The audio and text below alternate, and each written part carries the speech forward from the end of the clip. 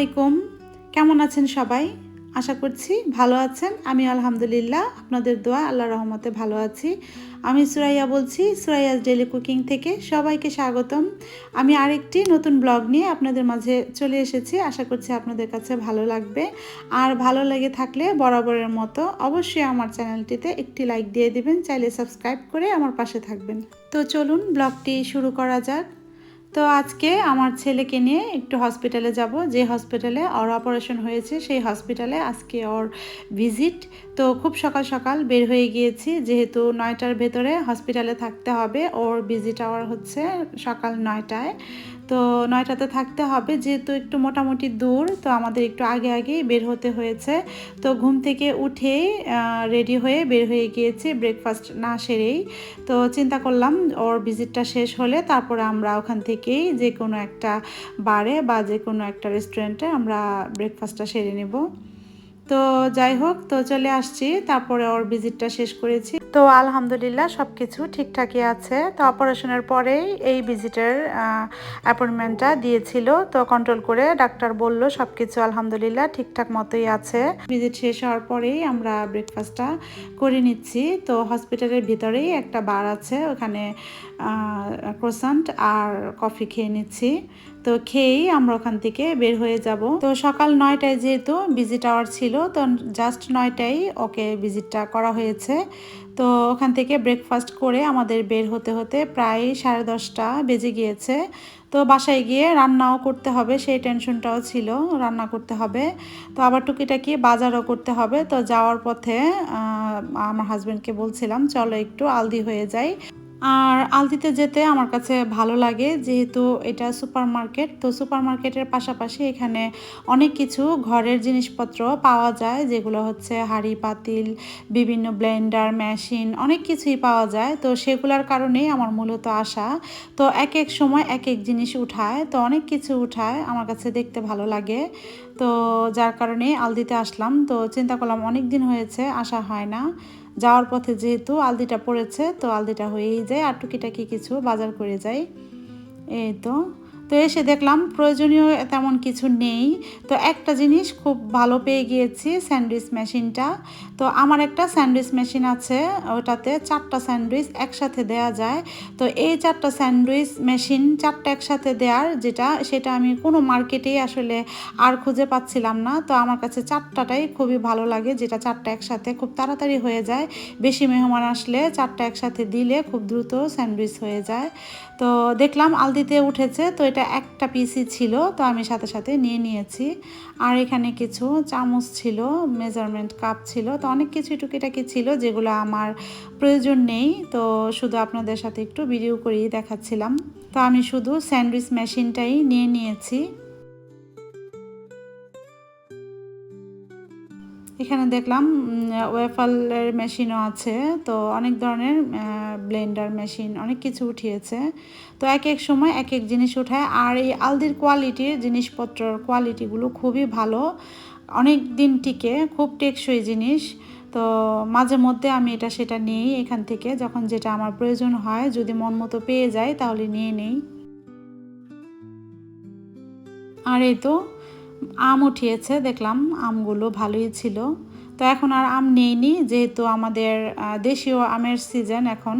তো দোকান থেকে দেশীয় আমটাই খাওয়া হবে, যার কারণে আর এই আমটা নিইনি। আর কিছু টুকিটাকি বাজার করে নিচ্ছি, ভেজিটেবলগুলো নিয়ে নিচ্ছি যা যা দরকার। আর এই তো এখানে 4 রকমের ফুলকপি ছিল, 4 রকমের কালারের, দেখতে ভালোই লাগছিল, যদিও বাসায় ফুলকপিটা আছে, তো যার কারণে আর নিইনি।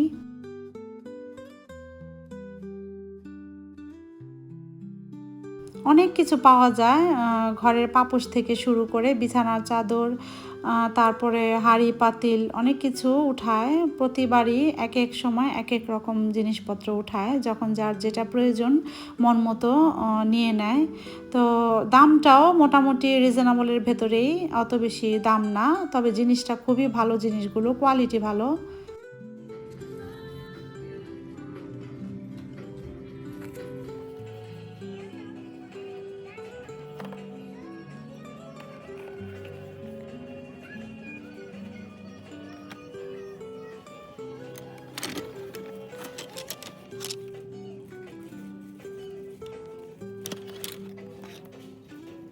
এই তো যা যা দরকার নিয়ে নিয়েছি, নিয়ে এখন আমরা বাসার দিকে রওনা হব।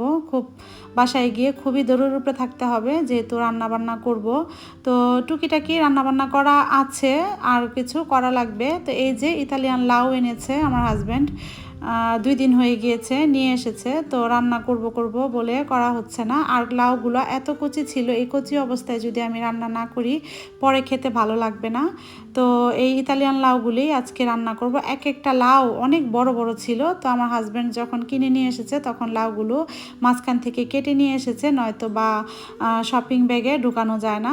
তো আমি আপনাদেরকে একটু জোড়া লাগিয়ে দেখালাম যে কতটুকু লম্বা হয়, আর খুবই কচি ছিল। তো আমি লাউয়ের যে ছিলকাগুলো ছিল ওগুলো আমি রেখে দিয়েছি, যেন পরে ভাজি করা যাবে। ভাজি বা ভর্তা অনেক কিছুই করা যায় এটা দিয়ে, যেহেতু কচি ছিল আমি রেখে দিয়েছি, পরে ওটা করে নিব। তো এখন লাউগুলো কেটে নিচ্ছি। তো রান্না বান্না করব আগে কেটে, তারপরে ধোয়া পাকলা করে সব কিছু রেডি করে তারপরে একে একে সব কিছু বসিয়ে দিব। এই তো এখন আমি সবগুলো কেটে নিব। আর আজকে চিন্তা করেছি বেশ অনেক আইটেমই করব, 2-3টা আইটেম একসাথে করব, কারণ প্রতিদিন আসলে রান্না করতে ভালো লাগে না। আর অনেক সবজিও ঘরে আছে, তো দেশীয় সবজি ঘরে আছে, তো চিন্তা করলাম আজকে রান্না করে ফেলি। তো আজকে যেহেতু অনেকগুলো লাউ, তো আমি একসাথে সবগুলোই রান্না করে ফেলবো। কিছু লাউ আমি ভাজি করব, আর কিছু লাউ আমি চিংড়ি মাছ দিয়ে রান্না করব। তো যেটা যেভাবে রান্না করব সব কিছু ওইভাবেই রেডি করে কেটে কুটে রেডি করে নিয়েছি। এখন শুধু রান্নাটা বসিয়ে দিব। এই তো এটা একটা ইতালিয়ান মাছ, সেটার নাম হচ্ছে ব্রাঞ্জিনো। তো আমি ব্রাঞ্জিনো মাছ নিয়েছি আজকে, চেরি টমেটো দিয়ে ব্রাঞ্জিনো মাছের টক রান্না করব আর বাঁধাকপি ভাজি করব। এই তো একে একে আমি রান্না করে ফেলেছি, যেহেতু আপনাদের সাথে একটা ডেজার্ট রেসিপি শেয়ার করব, তো যার কারণে আমি রান্না বান্নাগুলো আর শেয়ার করিনি। এখানে বাঁধাকপি ভাজি করেছি ডিম দিয়ে, লাউ ভাজি করেছি কালিজিরা দিয়ে, আর এই তো লাউ রান্না করেছি চিংড়ি মাছ টমেটো দিয়ে লাউ রান্না করেছি, একটু ঝোলঝোল করে, খুব কম মশলা দিয়ে করেছি। আর এই তো ব্রাঞ্জিনো মাছ রান্না করেছি চেরি টমেটো দিয়ে, টক রান্না করেছি, এটার সাথে আমি জলপাইও দিয়েছি।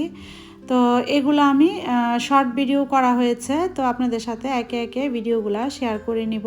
যারা নতুন রাঁধুনি, রান্না করতে পারে না বা নতুন সংসার শুরু করেছে তাদের জন্য সুবিধা হবে। তো যার কারণে আমি শর্ট ভিডিও আকারে আপনাদের সাথে শেয়ার করব এই রান্নাগুলো। তো আমি এই ব্লগে আর রান্না শেয়ার করিনি। তো চলুন এখন ডেজার্ট আইটেমে চলে যাওয়া যাক। একটি আপু আমাকে খুব রিকোয়েস্ট করেছে যেন আমি ঈদ উপলক্ষে আপনাদের সাথে ডেজার্টটা শেয়ার করি। তো এর আগের ব্লগে আমি শেয়ার করেছি ক্ষীর সন্দেশ, তো এখন আমি আপনাদের সাথে শেয়ার করব জর্দা, বিয়েবাড়ির শাহি জর্দা। তো এখানে জর্দার জন্য আমি 2 কাপ চিনি গুঁড়া চাল নিয়ে নিয়েছি। চিনি গুঁড়া চালটাকে আমি ভালো করে ধুয়ে পরিষ্কার করে পানিতে 10 থেকে 15 মিনিট ভিজিয়ে রেখেছি। এখন আমি একটি পাতিলে পর্যাপ্ত পরিমাণ পানি বসিয়ে দিয়েছি, আর এখানে হাফ টিস্পুন আমি জর্দার কালারটা, যেটা অরেঞ্জ ফুড কালার, সেটা আমি দিয়ে দিয়েছি। তো পানিটা বলক চলে এসেছে, এখন আমি চালগুলো দিয়ে দিব। আর এই চালগুলো আমি 70% সেদ্ধ করব। চাইলে আপনারা এই পানির ভেতরেই দারচিনি, এলাচি, তেজপাতাটাও দিয়ে দিতে পারেন, তো আমি এখানে আর দেইনি, আমি এটা পরে ইউজ করব।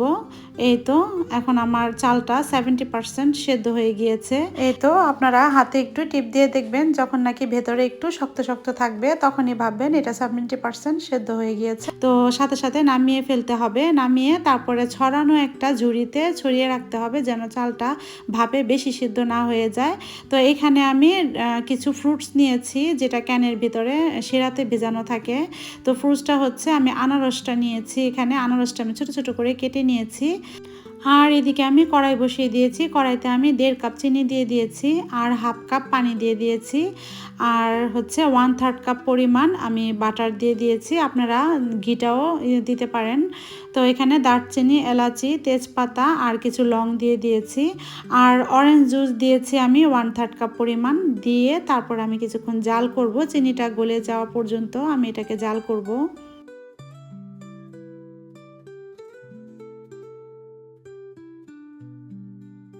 এখানে আমি কেওড়া ওয়াটার দিয়ে দিয়েছি।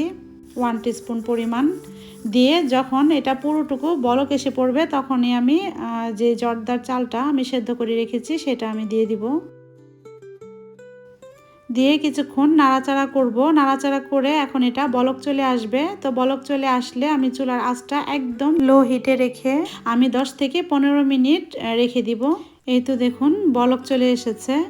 আর এটার এই প্রসেসটা পুরোই পোলাওয়ের মতো। আমরা প্লেন পোলাওটা যেভাবে রান্না করি সেভাবেই জর্দাটা রান্না করতে হবে।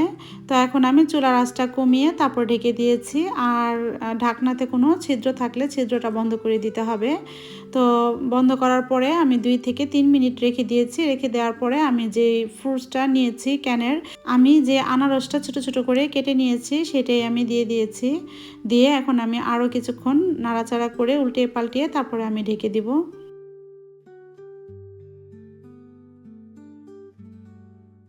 আর এই জর্দাটা 70% সেদ্ধ করেছি এই কারণেই, কারণ চিনির শিরাটা গলে গিয়ে অনেকটুকু পানি উঠবে।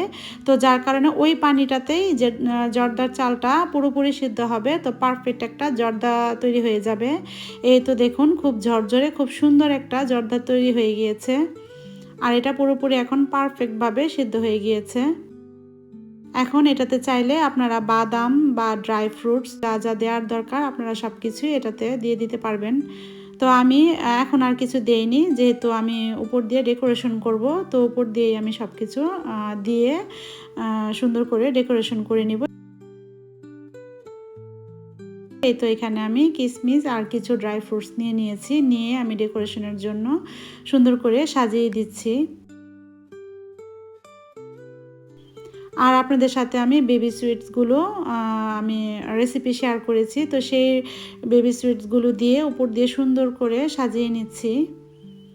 আর আমার মনে হয় জর্দার মেইন উপকরণই হচ্ছে মিষ্টি। তো মিষ্টিটা হলে আসলে জর্দাটা খেতে খুবই ভালো লাগে। আর জর্দার সৌন্দর্যটাই হচ্ছে বেবি সুইটস। আর এখানে আমি কিছু কাপ সাজিয়ে নিচ্ছি, ডেজার্ট কাপ। তো ছোট ছোট কাপে চাইলে আপনারা এভাবেও আপনারা জর্দাটা সাজিয়ে টেবিলে রাখতে পারেন। তো আমি এখানে মালাই দিয়ে দিব। তো মালাইটা আমি আর আপনাদেরকে দেখাইনি, তো পরবর্তী কোনো রেসিপিতে আমি মালাইটা আপনাদের সাথে শেয়ার করব। খুব সহজেই মালাইটা তৈরি করেছি। তো এখানে আমি মাঝখানে মালাই দিয়ে দিচ্ছি। মালাই দিয়ে তারপর আমি আবারও জর্দা দিয়ে দিব।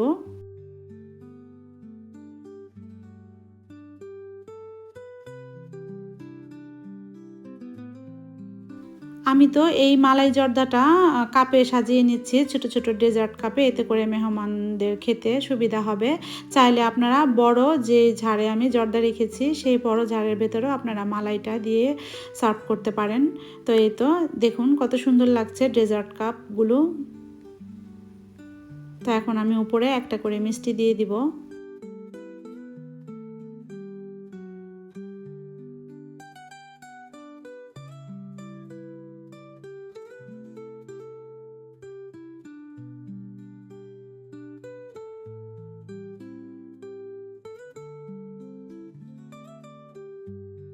এই তো কিছু পেস্তা বাদাম দিয়ে আমি ডেকোরেশন করে নিচ্ছি দেখার সৌন্দর্যের জন্য।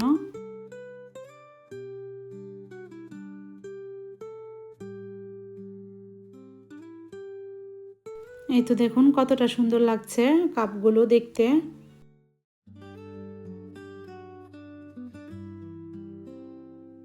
তো আশা করছি খুব সহজভাবে আপনাদের সাথে জর্দার রেসিপিটি শেয়ার করেছি, আপনারা বুঝতে পেরেছেন। আর এই রেসিপিটি যদি আপনাদের কাছে ভালো লেগে থাকে তাহলে অবশ্যই আমাকে কমেন্ট করে জানাবেন। তো আজকের মতো এই পর্যন্তই। সবাই ভালো থাকবেন, সুস্থ থাকবেন, হাসি খুশি থাকবেন আর সব সময় আমার পাশে থাকবেন। প্লিজ আমাকে সাপোর্ট করবেন। আর যারা অলরেডি আমাকে প্রথম থেকে সাপোর্ট করে আসছেন, প্রথম থেকে আমার সাথে আছেন, তাদেরকে জানাচ্ছি অসংখ্য অসংখ্য ধন্যবাদ। তো আজকের মতো বিদায় নিচ্ছি। দেখা হবে, কথা হবে নেক্সট ব্লগে। Thanks for watching. আল্লাহ হাফিজ। আসসালামু আলাইকুম।